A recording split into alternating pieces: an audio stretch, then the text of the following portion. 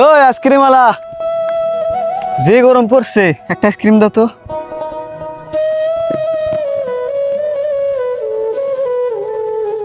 এই loan sir. এত বড় নোট স্যার, সারাদিন তো আমি বিক্রি করতে পারিনি। আপনি আমার প্রথম কাস্টমার, এত বড় নোট আমি বান্টি দিতে পারো না, আমার বান্টি দেন। আর আশেপাশে তো দোকানের অফ নাই, তুমি যা বাংতি করে নিয়ে আসো। স্যার আমি তো এলাকায় নতুন, আমার কেউ চিনেও না, আমার কি কেউ বান্টি দিব? আপনি ভাঙ্গাই দেন। ব্যবসা করতে বের হচ্ছে, বাংতি টাকা না বের হবো না? এখন তোমার 20 টাকার জন্য কি আমি দোকান দোকান ঘুরবো নাকি? যা বাংতি করে নিয়ে আসো। আচ্ছা স্যার, তাহলে আপনি আমার এই আইসক্রিমের বাক্সটা দেখেন, আমি যা বান্টি লয়ে আইতেছি।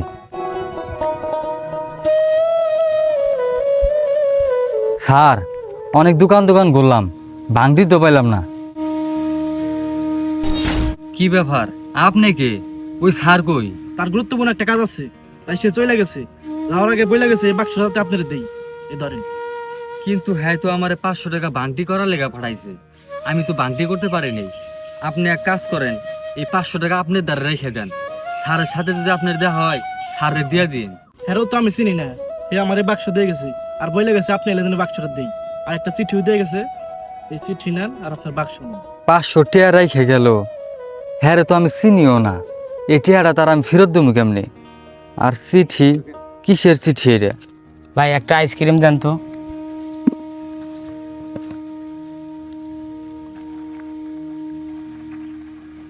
এই নেন স্যার। এই নাও। স্যার এত বড় টাকা তো আমার কাছে ভাঙটি নাই, আপনি ভাঙটি দেন। আমার কাছে কোনো ভাঙতি নাই, তোমার কাছে দেখো ভাঙতি হইব। একটু আগেও একটা স্যার আমার 500 টাকা দিয়ে গেছে, আমার ভাঙ্গাইতে দিছিল, আমার ভাঙ্গাইতে দেরি হয়েছে দিকে সে চলে গেছে, আমার কাছে একটা টাকাও ভাঙটি নাই। স্যার আপনি ভাঙ্গাই দেন। আরে তোমারে কইলাম না আমার কাছে ভাঙতি নাই, যাও ভাঙ্গাই নিয়ে আসো। স্যার আমি এলাকায় নতুন, আমার কেউ তেমন চিনে না, আমার কেউ ভাঙটি দিব না, আপনি দেন না ভাঙটি। আরে ভাঙতি আনতে কি নতুন পুরান লাগে নাকি? যাও ভাঙতি নিয়ে আসো। আচ্ছা স্যার, আপনি আমার এই বাক্সটা দেখেন, আমি যা ভাঙটি লয়ে আইতেছি। স্যার ভাঙটি তো পাইলাম না, কি ব্যাপার? আশেপাশে তো কেউই নাই, এই স্যারেও গেল গা।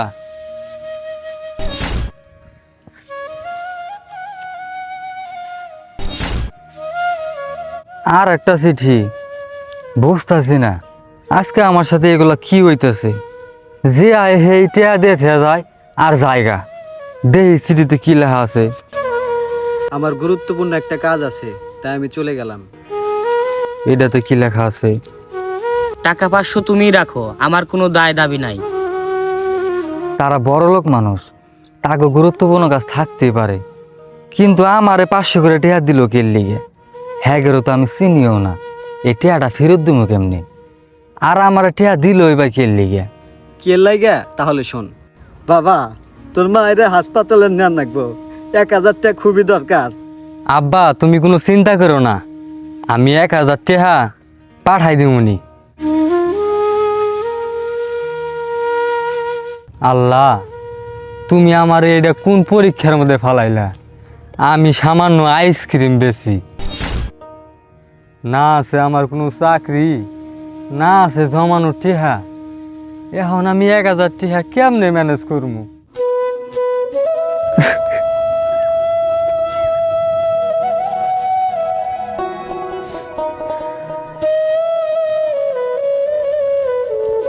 সবই বুঝলাম বন্ধু, তুই টাকাটা এমন ভাবে দিলি কেন? তুই তো টাকাটা সরাসরি দিতে পারতি। মূলত 2টা কারণে। এক, দান এমন ভাবে করতে হবে ডান হাত দিয়ে দান করলে যাতে বাম হাত টের না পায়।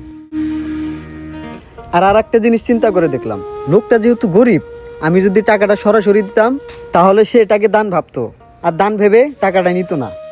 আর দ্বিতীয় নাম্বার কারণটা কি? আর দ্বিতীয় কারণ হলো, লোকটা ব্যবসা করে খায়, পরিশ্রম করে খায়। আমি চাই না লোকটা অভাবে পড়ে কারো কাছে হাত পাতুক বা ভিক্ষা করুক। আর আমাদের দেশের মানুষ এমন হয়ে গেছে যে সবাই শুধু মাগনা খুঁজে, কিভাবে শর্টকাট ইনকাম করা যায় সেই ধান্দায় থাকে। তা আমি লোকটাকে এভাবে দান করছি। তুই ঠিকই বলছিস বন্ধু, কাউকে দান করতে হলে না জানিয়ে গোপনে দান করাই উচিত।